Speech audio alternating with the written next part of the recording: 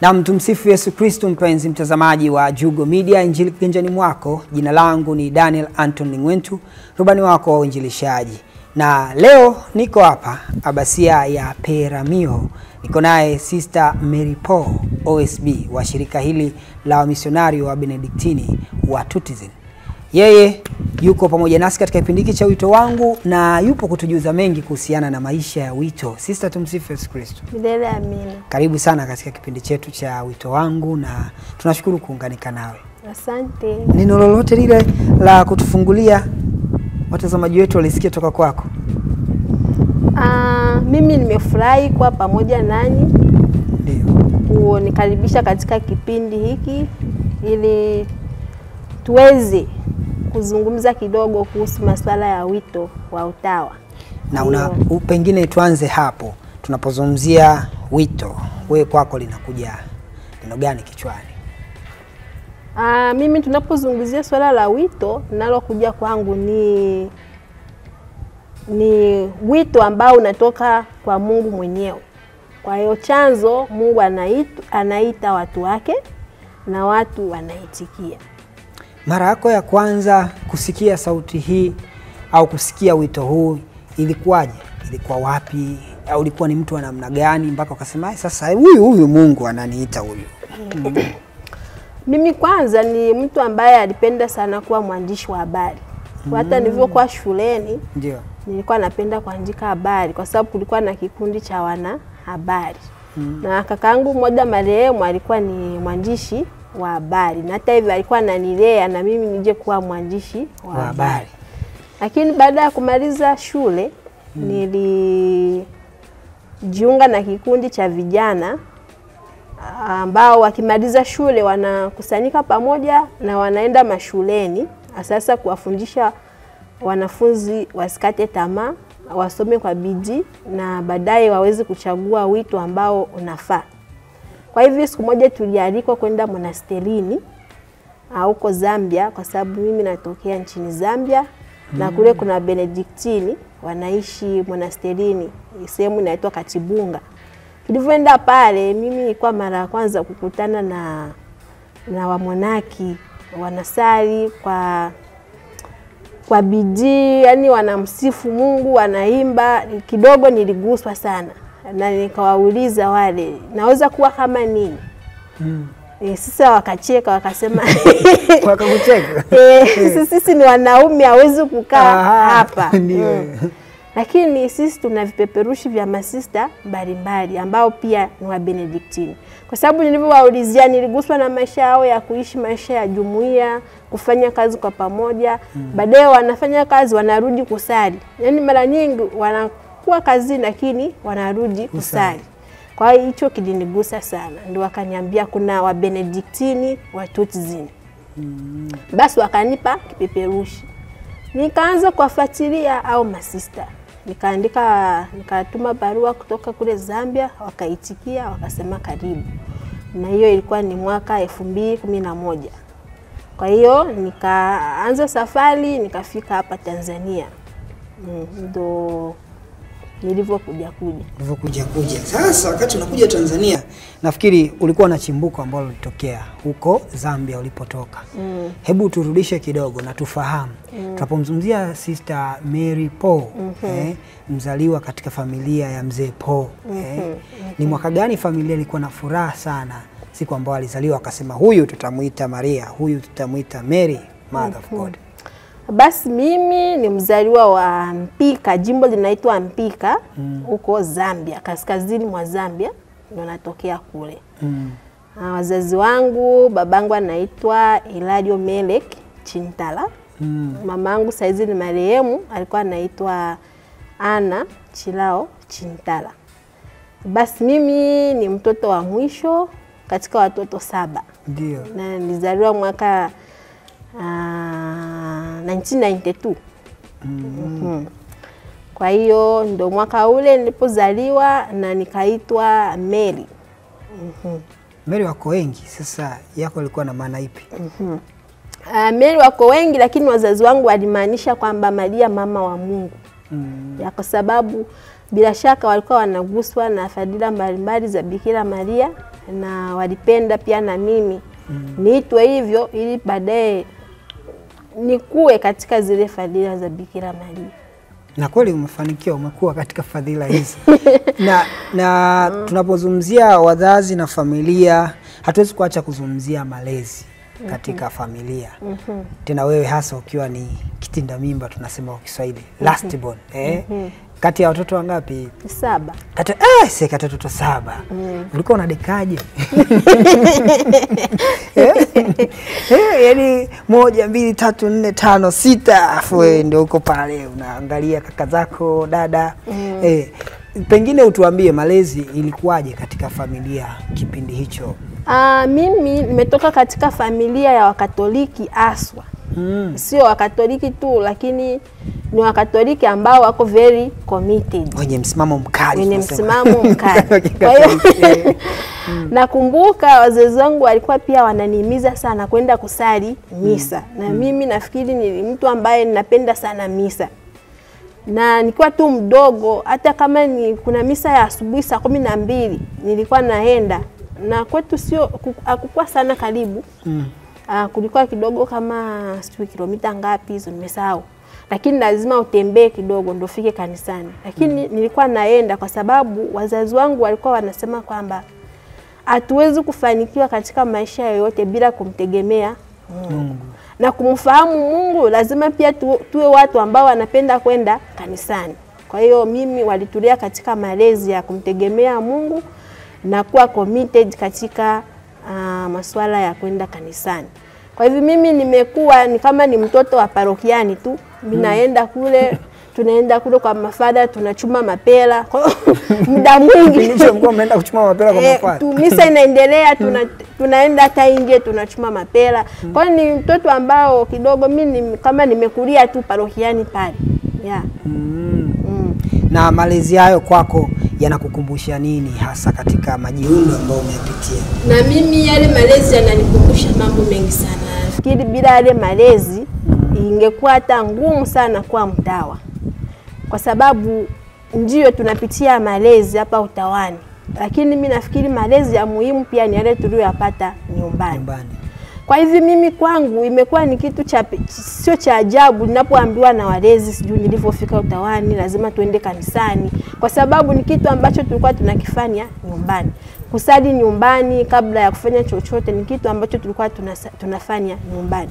Na nakumbuka nyumbani pale wazazi wetu walikuwa wanatukataza kutupa vyakula.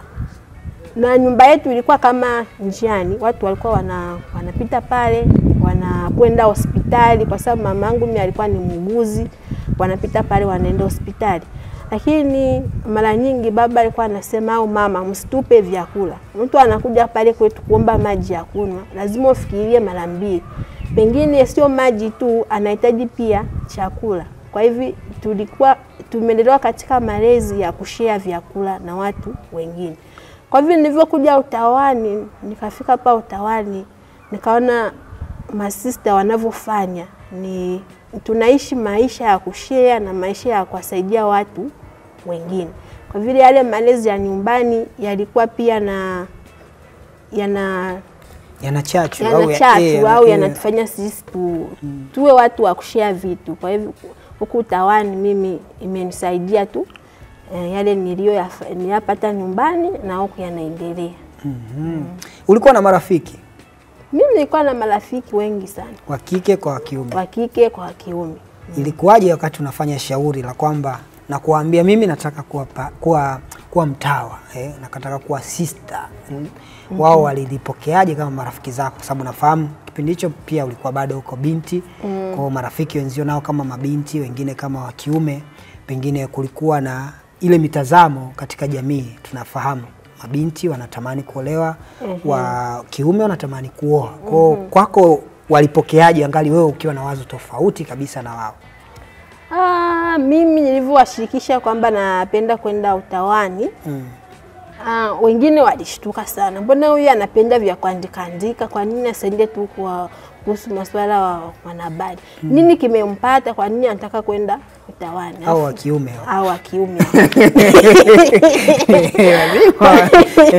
Kwa hiyo walikuwa wameshtuka, wananipatia kidogo mtazamo tofauti. Unajua ukienda kule utawani, hautaolewa, hautapata watoto, ufikirie sana mara mbili. Unajua watu wanakupatia falsafa zao. Lakini mimi nikamwambia bwana, mimi nafikiri maisha ya utawani inaonekana yatanifaa sana. Nafikiri hata naweza kuwa mwandishi wa habari mtawa. Ndio. Iko kitu kipo. Nilipomuuliza kakaangu akaniambia nafikiri amewahi kuona masista wanashika kamera, wanaandika vitu. Kwa hiyo naweza tu kaenda kule kama unapenda kwa mtawa. Kwa hiyo marafiki wengine walilipokea, lakini wengine hawakulipokea. Lakini nashukuru Mungu wengine walielewa baadaye. Mpaka wakaja kuniambia, sister, sisi tunafurahi saa hizi tumefunga na nadhiri, tunakuombea maana wewe umekuwa mwombezi wetu. Kwa lakini mara kwanza haikuwa rahisi. Na tukiangalia pia, tukiachana na hayo, je, kwa upande mwingine pale ambapo ulipata ile shauku na hamu na matamanio hasa ya kuingia shirikani, kwa nini kwako iliangukia shirika la Benediktini Watutizi na sio shirika jingine? Yeah. Mimi nilipenda pia shirika ambalo ni la kimataifa. Alafu pia ni watu ambao wanaenda sehemu mbalimbali kwenda kuwasaidia watu. Sikupenda sana kwa tuna kujiunga na shirika ambalo ni local congregation, yani nafanya tu kazi labda Zambia peke yake. Mimi nipenda kwenda sehemu nyingine kuhudumia watu ambao hata siwafahamu. Kwa sababu hata nikiangalia wamisionari waliotuletea injili walitoka sehemu mbalimbali. Wakajikuta wengine Zambia, wengine walikuja Tanzania. Hawakujali wanaenda wapi, lakini cha msingi ni kwenda kuhudumia watu sehemu yoyote ile. Kwa mimi niligusa na shirika la kimataifa la kwenda sehemu nyingine. Na wakati unafanya maamuzi, natumai pia ilifika hatua ya kuanza zile tunasema hatua za majiundo ya utawa. Nifika uanze sijui mara unovisi sijui vizuri, lakini wewe unaweza kanijulisha zile njia ambazo ulipita hata hatimaye pia ukawa sister? Mimi nimefika 2011 nikajiunga na uaspiranti. Hiyo ni hatua ya kwanza. Baada ya uaspiranti nikaingia upostulanti. Nika miaka 2 hivi postulanti, alafu baadaye nikawa mnovisi na yenyewe nilikaa 2 years. Then baada ya hapo nikafunga nadhiri za kwanza 2015. Kwa hiyo baada ya 2015 nikaingia kipindi ambacho kinaitwa mprofesa wa muda. Anaki yeye hajafunga nadhiri za daima. Bado anaendelea kutafakari, kulifahamu shirika vizuri na baadaye aweze kuamua kama kuja anataka kujikomiti kwa maisha yake yote. Na hiki kipindi maximum ni miaka 6 kwa shirika letu. Lakini inawezekana labda kulingana na masomo au vitu mbalimbali kikaendelea mpaka ukafika mwisho ni miaka 9. Kwa sababu sheria za kanisa pia zinasema huwezi ukavuka miaka 9. Baada ya muda huo kama umeona maisha yanafaa kuendelea na wanajumuiya wanasema tunaweza kuendelea naye kuishi naye kwa maisha yake yote, basi unakubaliwa na wewe mwenyewe lazima ukubali. Lakini pia kuna wanashirika ni jamii ya Tutsi ni kubali kwamba huyu sasa tunaweza kuendelea kuishi naye. Ukikubaliwa basi unafunga nadhiri za daima ambazo nimefunga mwaka huu mwezi wa 3. Hongera sana. Mwezi wa 5 tarehe 3. Hongera sana na kupongeza kwa hilo. Kumbe bado nadhiri za daima ziko mikononi mwako. Naondoka na baraka leo. Ndio. Umefunga nadhiri za daima. Tunatumai baada ya pale kuna kupangiwa utume. Je, bado umebaki Tanzania au wamekurudisha Zambia? Amna. Mimi nipo hapa Tanzania kwa sababu Zambia hata ili shirika letu alipo. Kwa hiyo kwa vyovyote vile kama nitatuma sitaenda tena Zambia, nitaenda nchini nyingine. Lakini kwa saizi nipo hapa Peramiho, utume wangu nasaidia kufundisha vijana ambao wapo kwenye malezi. Sasa wewe ulifanikiwa kulijuaje hili shirika kama nchini kwako alikuwepo? Kama unakumbuka mwanzoni nilikwambia niliwatembelea, tulienda kama vijana, tulienda monasterini kule. Wa Benediktini hawa wana nyumba kule Zambia. Lakini kule ni wanaume tu. Kwa tulivyoenda pale kupitia wao ndo niliweza kufahamu hili shirika. Japo mimi mwanzoni niliguswa na wao, nikataka kujiunga na wao wa kiume. Sasa wakasema wanawake hawezi kuishi hapa.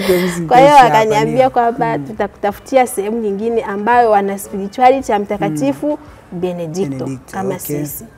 Kwa hiyo ndo kupitia wao nikaweza kuwa connected na masista huko. Unaonaje hali ya Tanzania, hasa Songea ambapo umekaa kidogo kwa muda? Mimi Songea naona ni sehemu moja ambayo ni nzuri, na sasa inanifanya mimi ni uenzi sana Ukristo kwa sababu nikiangalia Songea ni sehemu moja ambayo wa Benediktini walikuja huku kusini na wakasoma misa ya kwanza na wakainjilisha. Kwa mimi naona kama Songea ni source ya Ukristo ambao umeenea hata maeneo mengine. Wanaweza kusema pia ni kiini cha Ukristo kwa sababu sasa hapa tulipokaa Chipelamiu ndo sehemu ya kwanza ambapo wamisionari walisoma misa ya kwanza na baadaye Ukristo ukaanza kuenea sehemu nyingine. Kwa mimi mtu akitaja Songea iko moyoni kwa sababu naona kwamba kupitia Songea Ukristo umeweza kuingia hata nchi nyingine za karibu. Na pengine tunapozungumzia tu Songea na umisionari wake, hatuwezi pia kukuacha wewe na jinsi ambavyo unakutana na jamii. Pengine ilikuwa changamoto kiasi gani kipindi cha awali ambapo unatoka Zambia unafika Tanzania? Natumai Kiswahili ulikuwa bado ukifahamu vizuri. Nilikuwa sifahamu kabisa Kiswahili, lakini kwa sababu watu wao Songea ni watu wema sana. Kupitia wao nilijifunza Kiswahili. Yani sio kwa shida sana. Kwa sababu nikiwakuta wananichangamkia, wanatamani waongee na mimi, kwa hiyo nikapata interest pia kuwasikiliza mara kwa mara. Kwa hiyo nikagundua watu wa Songea ni watu wema sana na walinifanya mimi nisipate shida hata mwanzoni. Nakumbuka mara nyingi nilikuwa naendaga kwa watoto kuongea nao. Kwa hivi kupitia wao watoto pia nikaweza kujifunza Kiswahili. Au kufundisha tamaduni za kwetu huku Songea. Tamaduni zetu nyingi muda mwingi unakuta ni ngoma, kucheza, ndio tamaduni za watu wa Songea. Hakufundisha kidogo tamaduni za Kisongea? Za Wangoni. Sasa ukienda kwetu Zambia, yani ukitaka kumdefine Mzambia ni nani, kitu kingine ni mtu mmoja pia anapenda muziki. Na ngoma, kucheza. Kwa hivyo mimi nikija huku Songea nikisikia mambo ya Lizombe hivi, nafurahi kwa sababu ulivyoitamka kama mwenyeji. Kwa hiyo nafurahi kwa sababu yananifanya kwamba nikumbuke njia mojawapo ya kukusanya watu, yani kuwafanya waishi kwa amani pia ni muziki. Muziki inaunganisha watu. Kwa hivyo mimi huku tamaduni zao haziko mbali sana na tamaduni za kwetu. Ni watu ambao wanasisitiza mtu awe na heshima kwa watu wengine. Kwa hivyo naonja kwamba siko mbali na tamaduni zangu. Hongera sana sister, mimi ni kupongeze katika hilo, lakini pengine wakati tunaendelea kufahamu machache kidogo, tujaribu kuingia pia na kuzungumzia kuhusiana na maisha ya kijamii kiujumla. Umesema hapa umepangiwa kuwalea, kuwafundisha mabinti wengine. Na tabaka la mabinti pia huwa ni moja ambalo linakumbana na changamoto sana katika jamii yetu. Umeona? Na kwa upande wako pengine wewe una maoni gani? Tukiachilia mbali tu kwamba unawafundisha, lakini maoni yako ni yapi kwa ujumla katika jamii, hasa changamoto zinazowakuta mabinti? Yani nikiangalia sasa mabinti, labda niongelee mabinti ambao ninawaona wanaingia utawani. Jamii ya leo iko affected na vitu vingi. Na labda tuweze kusema kwamba utandawazi ni mojawapo ambao imemwaffect mwanadamu wa leo. Lakini maoni yangu ni kwamba utandawazi tusifanye, yani tuone kama ni adui sana kwetu. Ila sisi inabidi tufanye, yani uwe positive kiasi kwamba umsaidie, hata sisi utusaidie katika maisha yetu. Yani tutumie positively. Ndio maana unapomwona hata kijana ambaye yuko affected na mitandao au na vitu gani, inawezekana tu hajajua namna ya kutumia ile mitandao, lakini akielimishwa inawezekana ikamsaidia akautumia ile mtandao katika ujana wake na ukamsaidia ajitambue yeye ni nani.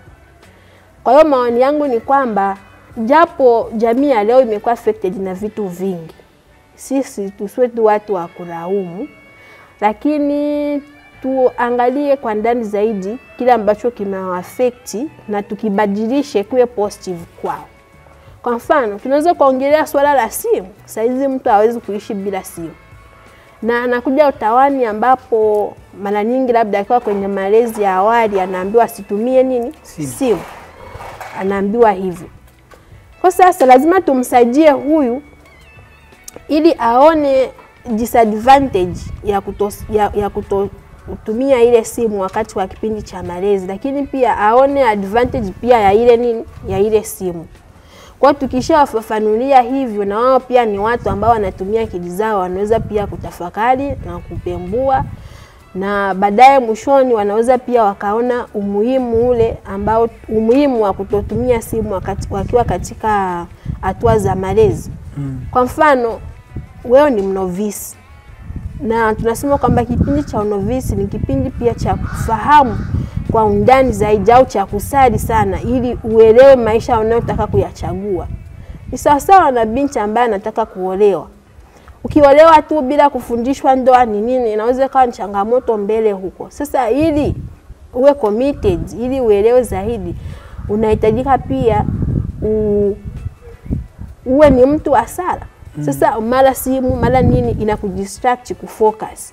Kwa sasa wakikwambia hivyo, lazima ufuate hivyo, lakini sio tu kuambia msitumie simu, lakini tuwafafanulie kwa nini tunawaambia hivyo. Kwa hiyo maoni yangu mimi, changamoto zinazowapata vijana wa leo ni changamoto ambazo sisi inabidi tuzihandle, sio kuongea tu vijana wa saizi hawaeleweki, lakini lazima tuingie ndani zaidi na kuwasaidia ili na wao waweze kuwa ni watu wema.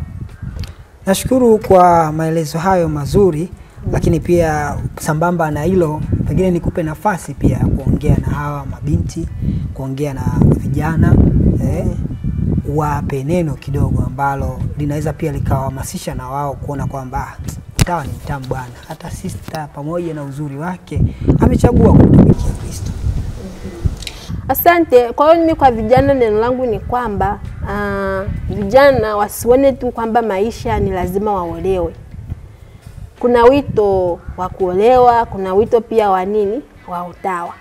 Na mtu akiwa utawani sio kwamba amepotea, au mtu akiwa padri amepotea, kwa nini akuoa, kwa nini na nini. Tunaelewa kwamba hawa watu wote wameitikia wito na Mungu amewachagua kumtumikia katika hayo maisha. Kwa hivyo wanaposikia yani wito ule wa kumtumikia Mungu katika maisha ya utawa, wasiwe ni watu wa kukata tamaa. Kwa mfano mimi nikwambia mwanzoni, wengine wanikatisha tamaa, usiende kule utawani sijui. Lakini nilifuata moyo wangu na niambia nini? Kwa sababu nabii wakati mwingine ufuate moyo wako, kwa sababu ukienda sehemu hile itakusaidia wewe kuishi pia kwa amani. Sasa mara nyingi sana sisi tunasikiliza jamii inasema nini. Inawezekana amezaliwa katika jamii ambayo sio wepesi sana kumruhusu binti kwenda kuwa mtawa. Wao wanajua kuwa binti lazima uolewe na uzae watoto. Lakini wewe wito wako sio wa kuolewa, wito wako ni wa kumtumikia Mungu kupitia maisha ya utawa.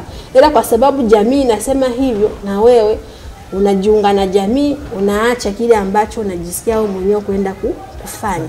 Kwa hivyo mimi nawashauri yani wawe na msimamo, wanaposikia kuingia utawa waje wajiunge na utawa. Maisha ya utawa mimi nahakikishia ni maisha mazuri.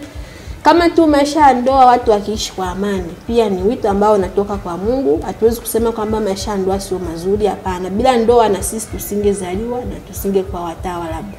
Kwa hiyo mimi naweza kuambia kwamba maisha ya utawa pia ni maisha mazuri. Wafike vijana wasione kwamba watawa wamepotea kuingia kule, wanaweza kumtumikia Mungu kwa vipaji ambavyo walivyonavyo.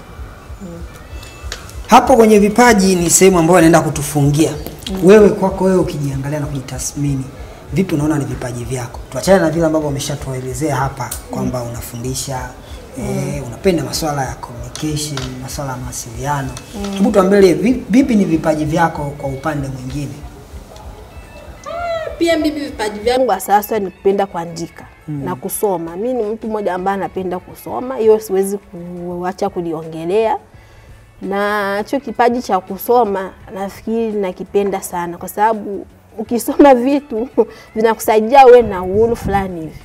Huwezi danganywa na vitu. Wakati mwingine tunadanganywa kwa sababu hata sisi hatupendelee kusoma. Tunasikia tu Baba Mtakatifu ameandika hivi.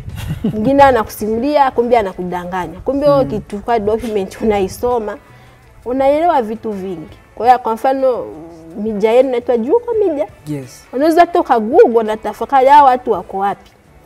Wanafanya nini? Si lazima kila kitu simuliwe. Kwa mimi pia napenda kusoma. Yeah. Nashukuru sana kwa kuwa unapenda kusoma, lakini kwa kuhitimisha kipindi chetu si mbaya. Masista ni watu ambao wanapenda kuimba pia. Na mimi huwa napenda sauti zao wakiimba. Kwa tuhitimisha kipindi hiki kwa sababu wewe pia ni mgeni kutoka Tanzania, ni mtu wa Zambia. Yawezekana wakati unakuja Tanzania zipo nyimbo ambazo ulikuwa ukizisikia kwa Kiswahili zilikuwa zinakufurahisha sana, nasema hii nyimbo maana yake ni nini? Na pengine nyingine zilikupa shida wakati wakaanza unaanza kuzisikia ukawa unatafuta maana zake kama unavyopenda kusoma na kuandika. Pengine zikufanya uanze kutafuta sasa hii maana yake ni nini? Hebu alau tutajie hata nyimbo mbili tuafu tutaimba moja mimi nawe. Mimi kuna wimbo na upenda mimi ni nani? Hata umenileta hapa. Japo siwezi kuimba sana. Walau kitikio tu, sio lazima tuimbe vyote. Tunaachia tu. Unafahamu pia. Sasa wewe ndio unaupenda, kwa hiyo inabidi wewe utanzishie. Mimi ni nani? Mimi ni nani Bwana Mungu? Na nyumba yangu nini? Hata umenileta hata hapa, hata umenileta hata hapa nikutumikie. Nafikiri huu wimbo unashani ingawa mimi ni mdogo. Inaendelea na ingawa mimi mdogo, ukujali udogo, ukujali udogo, umenita Bwana nikutumikie. Sio umeiweza sasa. So si lazima wewe mzee ndio uitwe na Mungu katika ujana wako. Karibuni utawani. Kama nimekaribia utawani nashukuru. Hata wewe hapa tunakaribisha. Ndio. Kama umeguswa na Benediktini wa kiume, karibu. Sasa mimi tayari nimeshachagua. Kama umechagua haina shida. Umeona hapa na nani yako. Kwa hiyo mimi nasali hata mtoto wako mmoja Mungu akikujalia aingie Benediktini. Au Benediktini wako wawili na pacha. Sasa sijui na mtoto sasa sijui wataenda wote wa kiume. Wa kiume basi wote tunampeleka mmoja ndanda basi ya mmoja anakuja kila kitu. Sister nashukuru sana kufanya kipindi na wewe. Mungu akubariki sana. Na kusimamia katika wito wako. Amina. Mimi sina la ziada, labda kama unalo.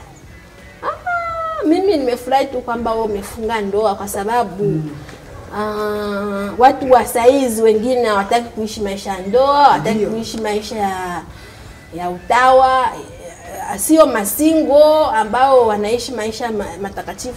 Yaani kuna maisha fulani hivi ambao wameyatengeneza. Kwa hiyo mimi pia ninafurahi ninapoona kuna watu kumbe wamefunga ndoa. Kwa hiyo katika maisha yako muishi vizuri na watoto wako wale katika imani ya Kikatoliki. Amina. Na wao baadaye waweze kuchagua wito, lakini usiwaelekeze tu kwenye maisha ya ndoa. Hapo sasa hapo ndio wapatie uhuru kwa sababu wakati mwingine wazazi na nyinyi mnazuia watoto wenu kuja kuwa watawa au kufunga ndoa. Wazazi wengine wanamzuia mtoto. Kwa hiyo wale vizuri na baadaye waweze pia kuwa watawa au waingie kwenye maisha ya ndoa, lakini yote tuna imani ni Mungu anayetuita. Asante sana. Nashukuru. Sasa sister, tuzungumze kidogo hiki tumalize. Umezungumza kwamba ulikuwa na hiyo hobby ya masuala ya mawasiliano, kupenda mambo ya communication, mambo ya mawasiliano. Pengine umefanikiwa sasa mpaka sasa? Mimi nimefanikiwa na naona inaitumia. Japo sijaenda kusomea, sijui kupata course rasmi kwa ajili ya hiyo. Lakini katika tu kwa na interest ya mambo ya media, sijui kuandika, kufanya nini. Mimi naona nafanyia kazi. Oho. Yeah. Karibu Jugo Media. Karibu. Mimi kule sitafika, lakini nafikiri tutakuwa connected. Mnapohitajika mtakuja kwetu. Amina, hamna shida. Hata ukipiga picha zako 2-3 unatutumia, tukiangalia tukikwambia hii inafai, ngoja tutaitumia. Kwa hiyo sio mbaya katika kushirikiana. Ni kweli. Asante sana na nashukuru na Mungu akubariki. Akubariki pia. Amina. Na mpenzi mtazamaji wa Jugo Media, Injili Kiganjani Mwako, ni kushukuru kuweza kuungana nasi katika kipindi cha Wito Wangu tokea hapa Abasia ya Peramio, Abasia ya Mtakatifu Benedikto, mwanzilishi wa shirika hili la Benediktini, na nilikuwa naye Sister Mary Paul OSB wa shirika la Benediktini wa Tutizin. Na moja kwa moja tokea hapa Abasia ya Peramio, mimi ni Daniel Anton Lingwentu, rubani wako injilishaji. Pamoja naye nyuma ya kamera ni Alex Kiozia aliyefanikisha haya yote. Niendelee kukusisitiza wewe uendelee kumtumikia Mungu, na kama bado haujajua ni wapi unastahili kuwepo, ni muda sahihi wa kujitafakari na kupata jibu sahihi ni wapi unahitajika katika wito wako. Hii ni Wito Wangu na hii ni Jugo Media, Injili Kiganjani Mwako.